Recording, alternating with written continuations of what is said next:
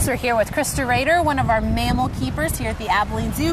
Krista, thanks for joining us today. It's good to be here, thank you. Now we're here in the Elm Creek Backyard and we are visiting some of the newest members of this exhibit, the Chacoan Peccaries. Now Krista, tell us, what is a Chacoan Peccary? A Chacoan Peccary, even though most people come by and say, oh, look at the pig, is not a pig. They're distant cousins though. There's a lot of distinct features. Pigs have, teeth that curve out. These guys don't. They also only have two toes in the back instead of four like pigs, so there's a little bit of a difference. A lot of people are like, ooh, look at the wild hogs. They're not wild hogs. So glad we'd have that distinction. Now tell us, why are these Chacoan Peccaries so important to our Abilene Zoo?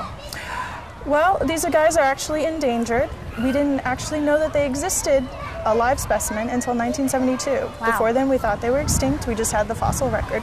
So they are very endangered and there's just a limited population, and so we thought we'd bring them in and try to help out.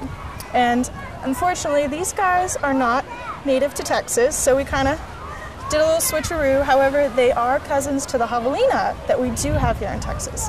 And the javelinas are doing great, their populations are wonderful, and these guys look a lot like them, so they're just a little bit bigger. So we decided, let's go ahead and help their populations out and bring them in and kind of, resemble the ones we have here and help everybody out.